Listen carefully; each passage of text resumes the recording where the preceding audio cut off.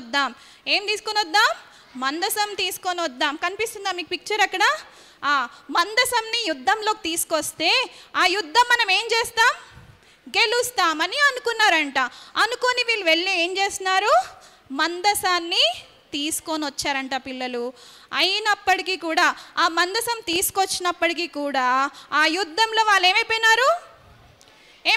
Boys గెలిచారా ఓడిపోయినారా? ఓడిపోయినారు. ఎందుకు ఓడిపోయినారో తెలుసా? ఎందుకంటే వాళ్ళు దేవుని మాట విన్నారా? వినలేదా? వినలేదు. పిల్లలు, దేవుని మాట మనం వినకపోతే మన జీవితంలో ఏముంటుంది? ఓటమి. ఏముంటుంది? ఓటమి. అర్థమైందా? మన జీవితంలో మనం సక్సెస్ఫుల్గా ఉండాలంటే మనం ఏం చేయడం నేర్చుకోవాలి? దేవుని మాట వినటం నేర్చుకోవాలి. అసలు ఇంతకు మందసం అంటే ఏంటో చూస్తారా? మందసం చూపించండి. ఎస్, ఇదేంటి? మందసం. ఏమంటారు దీన్ని? మందసం అంటారు. ఇది ఎక్కడుంటుందో తెలుసా? ఇది అతి పరిశుద్ధ స్థలంలో ఉంటుంది. ఎక్కడుంటుంది? ఓకే, మీకు ఇక్కడ ఇది కనిపిస్తుంది కదా, దీన్ని ఏమంటారంటే ఇది 3 స్థలాలుగా ఉంటుందన్నమాట. ఇది ప్రత్యక్ష గుడారము. ఏమంటారు దీన్ని? ప్రత్యక్ష గుడారము. చెప్పండి. ఈ ప్రత్యక్ష గుడారంలో 3 భాగాలు ఉంటాయి, 3 పార్ట్స్ ఉంటాయి. ఓకే, మొట్టమొదటి భాగం ఏమంటారంటే ఆవరణము. ఏమంటారు? ఆవరణము. రెండో భాగాన్ని ఏమంటారంటే పరిశుద్ధ స్థలము. చెప్పండి. థర్డ్ పార్ట్ని లాస్ట్లో ఉంటుంది. పరిశుద్ధ స్థలం ఇక్కడ ఉంటుంది. ఇదేంటి? ఇది ఆవరణం. ఏమంటారు దీన్ని?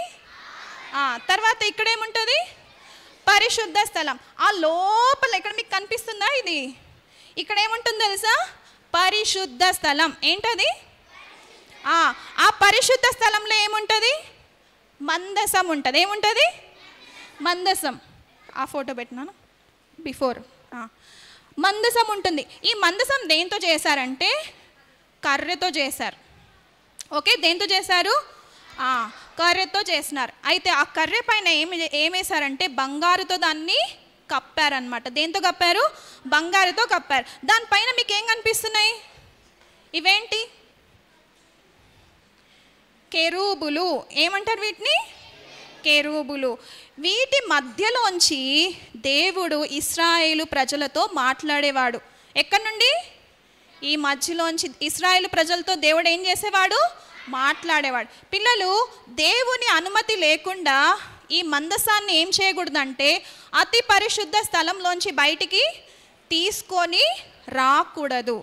తీసుకొని వచ్చిన దానిపైన ఏం చేయాలంటే నీలి రంగు బట్టను కప్పాలన్నమాట. అయితే ఇశ్రాయేల్ ప్రజలు ఏం చేశారు? దేవుడు వాళ్ళకి చెప్పలేదు. ఏమని? మందసంని తీసుకురమ్మని చెప్పకపోయినా వాళ్ళు ఏం చేస్తున్నారు? ఏం తీసుకొచ్చినారు? యుద్ధానికి మందసాన్ని తీసుకొని వచ్చి ఏమైనారు తెలుసా? దాదాపు 30,000 మంది చనిపోయారంట. ఇశ్రాయేల్ ప్రజలందరూ ఏమైపోయినారు? 30,000 మంది చనిపోయినారు. ఇంకేం జరిగిందో తెలుసా? చాలా సాడ్ థింగ్ ఏంటో తెలుసా? ఈ మందసం ఎవరు ఎత్తుకుపోయినారు తెలుసా? ఫిలిష్తీయులు ఎత్తుకొని పోయినారంట. ఎవరు ఎత్తుకుపోయినారు? ఫిలిష్తీయులు ఎత్తుకొని పోయి వాళ్ళ గుడిలో పెట్టుకున్నారంట. ఎక్కడ పెట్టుకున్నారు? వాళ్ళ గుడిలో. వాళ్ళ దేవత పేరు ఏంటంటే దాగోను. ఏం పేరు? దాగోను గుడిలో పెట్టింటే ఏం జరిగిందో తెలుసా పిల్లలు? ఆ రాత్రంట దాగోను గుడిలో వాళ్ళు ఆ మందసంని పెట్టింటే పొద్దునయ్యేసరికి ఏం జరిగిందో తెలుసా? చూడండి ఏం జరిగింది. ఇదేంటి? దాగోను దేవత. ఏంటది?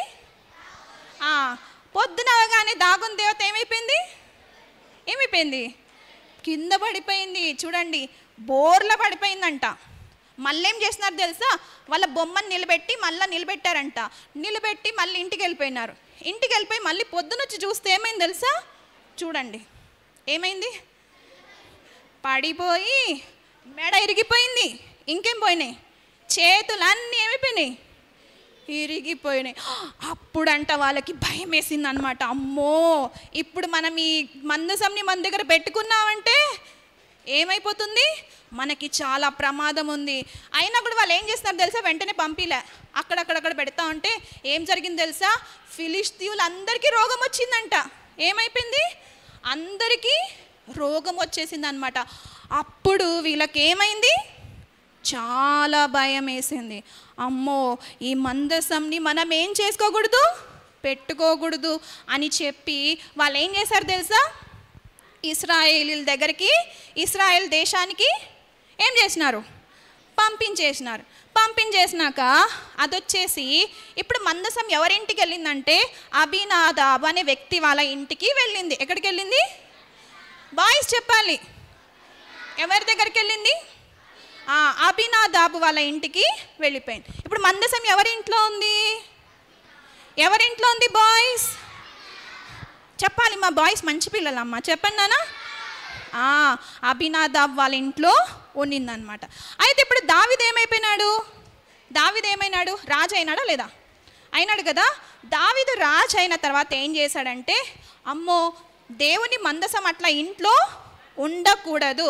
ఎక్కడ ఉండకూడదు, ఇంట్లో ఉండకూడదు, ఇది యెరూషలేంకి తీసుకొని రావాలి అని చెప్పి ఏం చేశాడంటే 30,000 మంది శూరులను తీసుకొని పోయినాడంట.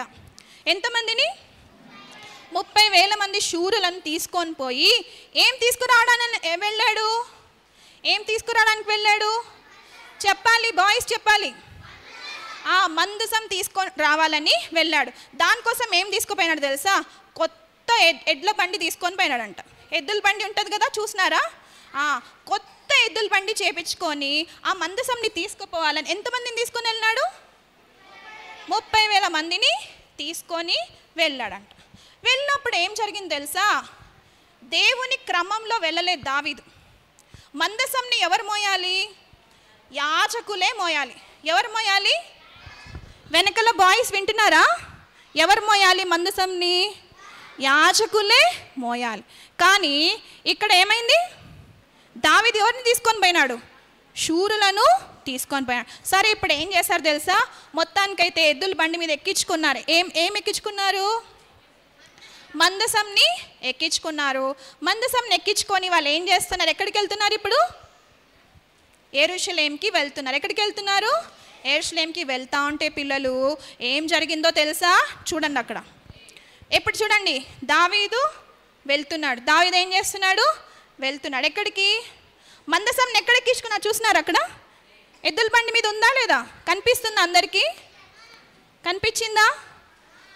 సో ఎద్దుల బండి మీద ఎక్కించుకొని తీసుకొని పోతా ఉంటే మధ్యలో ఏమైంది తెలుసా, ఆ ఎద్దుల బండి ఎద్దుల కాలు జారిందనమాట. జారినప్పుడు మందసం అవ్వబోతుంది, పడిపోబోయేటప్పుడు ఉజ్జా అనే ఒక వ్యక్తి ఏం చేశాడంటే అది పడిపోకుండా మందసంని పట్టుకున్నాడంట. పట్టుకునేసరికి ఏమైంది తెలుసా, చూడండి అక్కడ ఏమైంది కనిపించిందా, ఏమైపోయాడు ఉజ్జా ఏమైపోయినాడు, పడిపోలే, చనిపోయినాడు. అప్పుడు దావీదుకి చాలా భయం వేసింది. అమ్మో, నేను దేవుని పనిని దేవుని క్రమంలో చేయలేదు కాబట్టే ఇంత గొప్ప ప్రమాదం జరిగిందని చెప్పి అప్పుడు ఏం చేశారంటే ఆ మందసంని అక్కడే ఒక వ్యక్తి యొక్క ఇంట్లో వాళ్ళు పెట్టేశారు. ఓబేదేదోము, ఆయన పేరేంటి బాయ్స్, నానా బంగారులు చెప్పండి రా బాబు, ఎవరింట్లో పెట్టారు, ఓబేదేదోము. ఎవరింట్లో, ఓబేదేదోము వాళ్ళ ఇంట్లో పెట్టారనమాట. అక్కడ ఎన్ని నెలలు ఉంది, దాదాపు 3 నెలలు ఉన్నింది. ఎన్ని నెలలు, 3 నెలలు అక్కడ ఉన్నింది. మందసం ఉన్న 3 నెలలు కూడా దేవుడు ఓబేదేదోము యొక్క ఇంటిని ఏం చేసినాడు, ఆశీర్వదించాడు. అప్పుడు దావీదుకి ఏం తెలిసింది, చెప్పండి, నేను తప్పు చేశానని తెలిసిందా లేదా. దావీదు దేవుని పనిని సొంత జ్ఞానంతో చేశాడు. ఎట్లా చేసినాడు, గర్ల్స్ చెప్పాలి, ఎట్లా చేశాడు, సొంత జ్ఞానంతో చేయటాన్ని బట్టి ఏం జరిగింది పిల్లలు, బాయ్స్, ఉజ్జా ఏమైపోయినాడు, చనిపోయినాడు. అప్పుడు ఏమైందంటే తర్వాత మళ్ళీ దావీదు ఏం చేశాడంటే, నెక్స్ట్ పిక్చర్, చూడండి, దావీదు ఏం చేశాడంటే మళ్ళీ ఈసారి తన తప్పును తెలుసుకొని యాజకులను తీసుకెళ్ళి దేవుని మందసాన్ని మళ్ళీ ఏం చేశాడు, తీసుకొని వచ్చాడనమాట. సో దావీదు ఏం చేసి ఉంటాడు చెప్పండి? తన తప్పు విషయమై దేవుని దగ్గర ఏం చేశాడు? క్షమాపణ అడిగాడు. ఏమడిగాడు? క్షమాపణ అడిగి తన తప్పును మళ్ళీ ఏం చేసుకున్నాడు? సరి చేసుకున్నాడా లేదా? మళ్ళీ అదే తప్పు చేశాడా? లేదు కదా. తన తప్పును ఏం చేసుకున్నాడు? సరి చేసుకొని మళ్ళీ దాన్ని కరెక్ట్గా చేసినందుకు దేవుని మందసం క్షేమంగా ఎక్కడికి వచ్చింది? యెరూషలేముకు వచ్చిందన్నమాట. సరే, ఇది అయిపోయింది. ఇప్పుడు ఏం జరిగిందంటే చూడండి, ఇప్పుడు ఇంకొక విషయం జరిగింది దావీదు జీవితంలో. ఏమైందంటే, వింటున్నారా పిల్లలు? వింటున్నారా అందరూ? ఒకసారి ఎవరైతే వింటున్నారో వాళ్ళు ఇలా చూపించండి నాకు, thumbs up. Show me your thumbs up. ఎంతమంది అయితే వింటున్నారో లెసన్ వాళ్ళు? వినని వాళ్ళు ఇలా పెట్టండి. వినట్లేదా ఎవరైనా? ఇక్కడ ఎవరైనా ఉన్నారా? థమ్స్ డౌన్ చేసిన వాళ్ళు ఉన్నారా? ఎవరు లేరా? Okay, very good. చాలా మంచి పిల్లలు, బంగారులు మీరు అందరు. God bless you all. సరే, నిద్ర వస్తున్నా కూడా నిద్రపోకుండా వింటున్నట్లు ఉన్నారు కదా. ఓకే, సరే. తర్వాత ఏం జరిగిందంటే, ఒకసారంట యుద్ధం జరుగుతూ ఉంది. యుద్ధానికి ఎవరు వెళ్ళాలి? దావీదు రాజుగా వెళ్ళాలా వద్దా? వెళ్ళాలి. కానీ దావీదు ఏం చేశాడంటే యుద్ధానికి వెళ్ళలేదంట. ఏం చేయలేదు? యుద్ధానికి వెళ్ళకుండా ఏం చేశాడంటే ఒకరోజు తన ఇంట్లో పైన నిద్రపోయాడంట. ఏం చేశాడు? నిద్రపోయాడనమాట. నిద్రపోయినాడు, బాగా నిద్రపోయిన తర్వాత లేచి తన మెద్ద పైన నడుస్తూ ఉన్నాడు. ఏం చేస్తున్నాడు? తన మిద్దె పైన నడుస్తూ ఉంటే ఆ మిద్దె పై నుంచి ఆయనకి ఒక ఆంటీ కనిపించింది. ఆంటీ చాలా చక్కగా ఉందన్నమాట. అప్పటికే దావీదుకు వివాహమైంది, పెళ్ళైపోయింది, ఆయనకు భార్యలు ఉన్నారు. అయినా కూడా దావీదు ఏం చేశాడంటే, చూసారా, ఆమె పేరు ఏంటంటే బత్షెబా. ఏం పేరు? బత్షెబా. ఆ ఆంటీకి కూడా పెళ్ళైంది. ఓకే, అయితే వాళ్ళ భర్త ఎక్కడున్నాడంటే యుద్ధంలో ఉన్నాడు. వాళ్ళ భర్త ఎక్కడున్నాడు? యుద్ధంలో ఉన్నాడు. ఇప్పుడు దావీదు ఏం చేశాడంటే దావీదు ఏం చేశాడంటే పెళ్లి చేసుకున్నాడు. ఈమెను ఏం చేశాడు? పెళ్లి చేసుకున్నాడు. చూడండి పిల్లలు, ఇది కరెక్టా తప్పా? తప్పు కదా, ఇది తప్పు. అయితే ఈ తప్పు పని దావీదు చేశాడు. ఇంకేం చేసినాడు తెలుసా? తన తప్పును కప్పుకోవడానికి ఈ ఆంటీ వాళ్ళ భర్త ఉన్నాడు కదా, ఆయన పేరు ఊరియా. ఏం పేరు? ఊరియా. ఆ ఊరియాను చంపించేశాడు. ఏం చేశాడు? యుద్ధంలో చంపించేశాడు. ఈ కార్యము దేవునికి చాలా కోపాన్ని తెప్పించింది. దేవునికి ఏం చేసింది? చాలా కోపాన్ని తెప్పించింది. అప్పుడు దేవుడు ఏం చేశాడంటే దావీదు దగ్గరకు తన ప్రవక్తను పంపించాడు. ఆ ప్రవక్త పేరు ఏంటంటే నాతాను. ఏం పేరు చెప్పండి అందరూ? నాతాను ప్రవక్తను పంపించి దావీదుతో దేవుడు మాట్లాడుతూ వచ్చినాడు. దావీదు, నువ్వు ఎంత గొప్ప పాపం చేసినావు కదా, నువ్వు ఏం చేసినావు? వేరే వాళ్ళ భార్యను నువ్వేం చేసినావు? పెళ్లి చేసుకున్నావు. ఇది తప్పు, నువ్వు చేసింది గొప్ప పాపము అని చెప్పినప్పుడు దావీదు తన పాపం విషయమే ఏం చేస్తున్నాడు? దేవుని దగ్గర ఏం చేసినాడు? ఎప్పుడైతే దేవుడు మాట్లాడినాడో ఆ పాపం చేసిన వ్యక్తివి నువ్వే అని దేవుడు మాట్లాడినప్పుడు దావీదు ఏం చేశాడు? తన పాపం అంతా కూడా దేవుని దగ్గర ఒప్పుకున్నాడు. దావీదు ఏం చేశాడు? తన పాపమంతా దేవుని దగ్గర ఒప్పుకుంటూ వచ్చాడనమాట.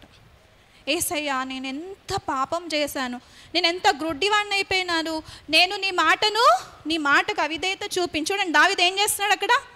ఏం చేస్తున్నాడు నాన్న? బాయ్స్, ఏం చేస్తున్నాడు దావీదు? ఏం ప్రేయర్ చేస్తున్నాడు? ఏసయ్యా, నేను పాపిని, నేను ఎంతో పాపం చేసిన, నీ మాట నేను వినలేదు, నన్ను దయచేసి క్షమించవా అని దేవుని దగ్గర చాలా ఏడ్చాడనమాట. చాలా చాలా చాలా ఏడ్చి దేవుని దగ్గర ఏం చేస్తున్నాడు? క్షమాపణ కోరుకున్నాడు అనమాట. పిల్లలు, అంతేకాదు తర్వాత ఏమైందంటే దావీదుకు ఒక కొడుకు పుడతాడు. ఆ కొడుకు ఏమైపోతాడు తెలుసా? చనిపోతాడనమాట. అప్పుడు దావీదుకి ఎంతో దుఃఖం అవుతుంది. ఎందుకు చనిపోయినాడు ఆ బాబు? ఎందుకు చనిపోయినాడు ఆ బాబు? ఎందుకంటే దావీదు ఏం చేసినాడు? పాపం చేసినాడు. పిల్లలు, పాపం చేయని వ్యక్తులు ఈ భూమిపైన ఎవరైనా ఉన్నారా? ఎవరైనా ఉన్నారా?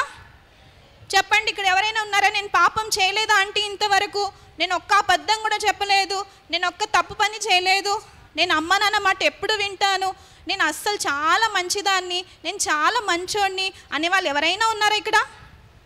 చేయొద్దండి ఒకసారి. నిజంగా ఉన్నారా? వామ్మో, నేనైతే మీ అంత మంచిదాన్ని కాదమ్మా, మీరు చాలా మంచి పిల్లలైతే. మీరు అసలు ఏ తప్పు చేయలేదా ఇంతవరకు? ఏం చేయలేదా? ఒక్క అబద్ధం కూడా చెప్పలేదా? అవునా? ఇది కూడా అబద్ధమే కదా, అవునా కదా? చూడండి, ఈ భూమి పైన పుట్టిన ఏ ఒక్క మనిషి కూడా పాపం చేయనివాడు ఎవరు లేరు. వింటున్నారా? ఎస్, పాపం చేయని వాళ్ళు ఒక్కరు కూడా లేరు కదా. అయితే వినండి, ఇక్కడ బాగా వినండి. ఇప్పుడు దావీదు ఎలాంటి వాడని మనం విన్నాం ఇంతవరకు. దావీదు ఏమేం చేశాడు చెప్పండి? దావీదు ఏమేం చేశాడు? పెద్ద గొల్యాత్ని ఏం చేశాడు?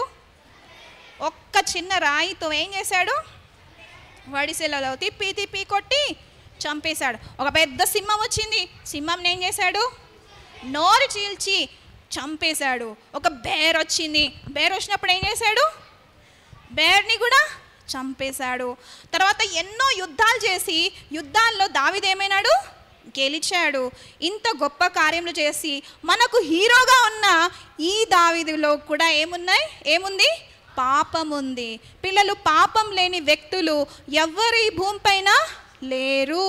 ఈ మాట మీరు గుర్తుపెట్టుకోవాలి. వాళ్ళైనా ఎంత గొప్ప వాళ్ళైనా ప్రతి ఒక్కరు ఎవరు పాపులే కదా. అయితే పిల్లలు, దావీదులో నాకు మంచి లక్షణం ఏంటంటే, దావీదు పాపం చేసినప్పుడు పాపంలోనే ఉండిపోలేదు. దావీదు ఏం చేశాడు? తన పాపమును యేసయ్య దగ్గర ఏం చేశాడు? ఒప్పుకున్నాడా లేదా? ఒప్పుకోవటమే కాదు, ఒప్పుకొని విడిచిపెట్టాడు. ఏం చేశాడు? ఒప్పుకొని విడిచిపెట్టాడు. అయితే పిల్లలు, ఈ భూమి మీద పుట్టిన ప్రతి ఒక్క మనిషి పాపినే. అయితే ఈ పాపానికి వచ్చే జీతం ఏంటి? బాయ్స్ చెప్పాలి, అందరు చెప్పాలి. పాపము వలన వచ్చు జీతము మరణం. అంటే ఏంటని చెప్పినా మీకు గుర్తుందా? మరణం అంటే ఏంటి?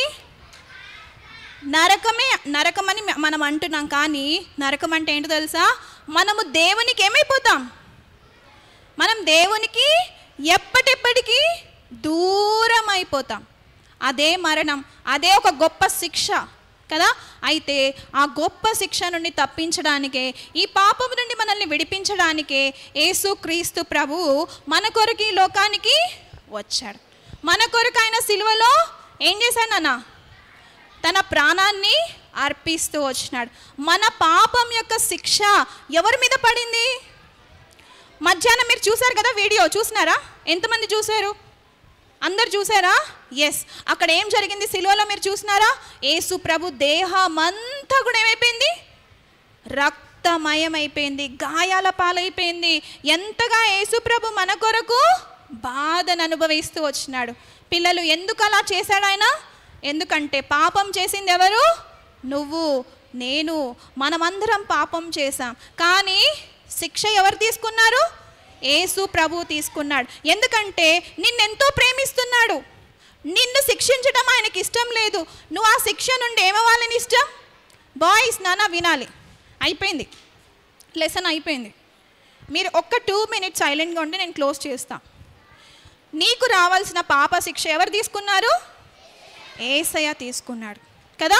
యేసయ్య ఏమన్నాడో తెలుసా? అమ్మో రిక్కీని ప్లీజ్, రిక్కీని పనిష్ చేయొద్దు, ఆ పనిష్మెంట్ అంతా నాకు ఇచ్చేసే అన్నాడు యేసయ్య.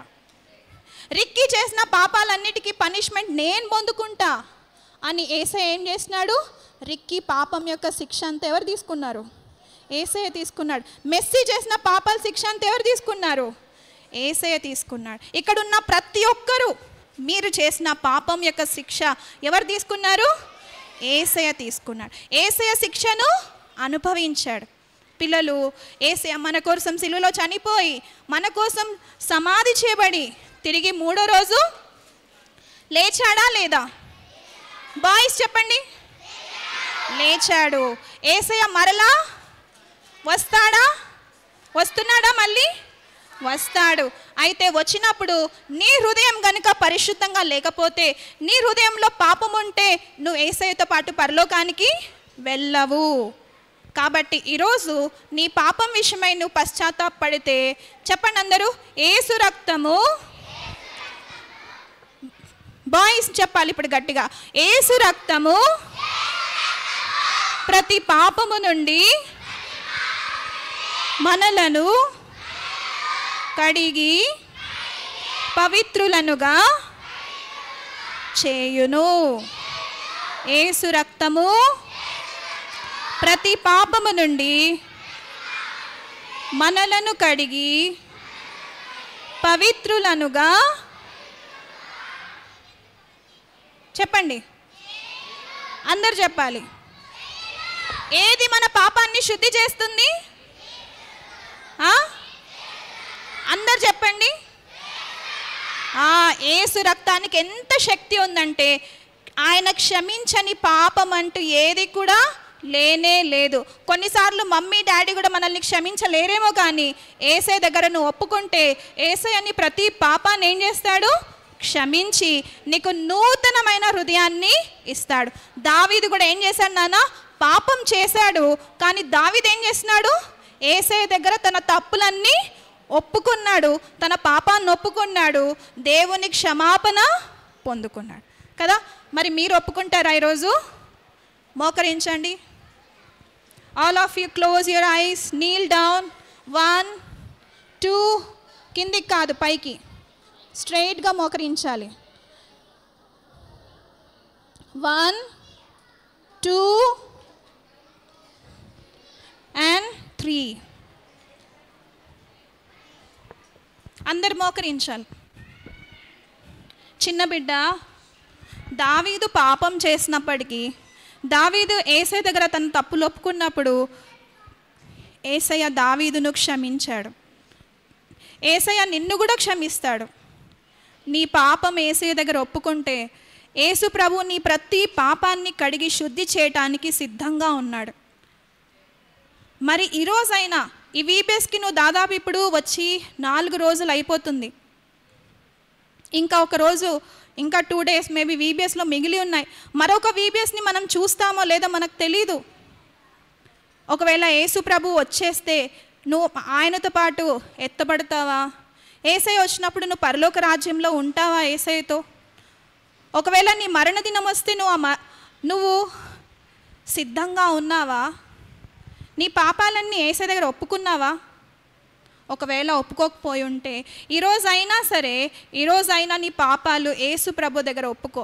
యేసు ప్రభువా, నేను పాపిని, నన్ను క్షమించేసయ్యా, నా హృదయంలోకి రాయేసయ్యా అని ఒక్కసారి అడిగితే చాలు. యేసు ప్రభు నీ ప్రతి పాపాన్ని కడిగి నిన్ను పరిశుద్ధపరిచి నీకు ఒక నూతనమైన హృదయాన్ని ఇస్తాడు. ఈరోజు వరకు నేనందరూ వీడు బ్యాడ్ బాయ్, బ్యాడ్ గర్ల్ అంటున్నారేమో, కానీ నువ్వు యేసయ్య దగ్గర నీ పాపాలు ఒప్పుకుంటే యేసయ్య నిన్ను మంచి బిడ్డగా చేస్తాడు. ఎవరైతే నిన్ను బ్యాడ్ బాయ్ అన్నారో వాళ్ళే నిన్ను గుడ్ బాయ్ అంటారు రేపు. అలాంటి మంచి హృదయం యేసయ్య నీకు ఇస్తాడు. మరి యేసయ్యని చేర్చుకోవడానికి నువ్వు సిద్ధంగా ఉన్నావా? యేసయ్యకు నీ హృదయాన్ని ఇవ్వడానికి నువ్వు సిద్ధంగా ఉన్నావా?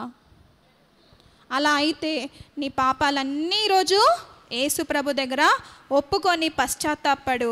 యేసయ్య నిన్ను క్షమించి నిన్ను తన బిడ్డగా చేసుకుంటాడు. ప్రియమైన తండ్రి, దావీదు తప్పిపోయినప్పటికీ నీ వద్దకు వచ్చి క్షమాపణ అడిగినప్పుడు నీవు క్షమించి మరలా ఒక నూతన ప్రారంభాన్ని ఇచ్చావు ప్రభువా. నువ్వెంతైనా నమ్మదగిన వాడవు. మా పాపములను క్షమించడానికి నువ్వు నమ్మదగిన వాడవు ప్రభువా.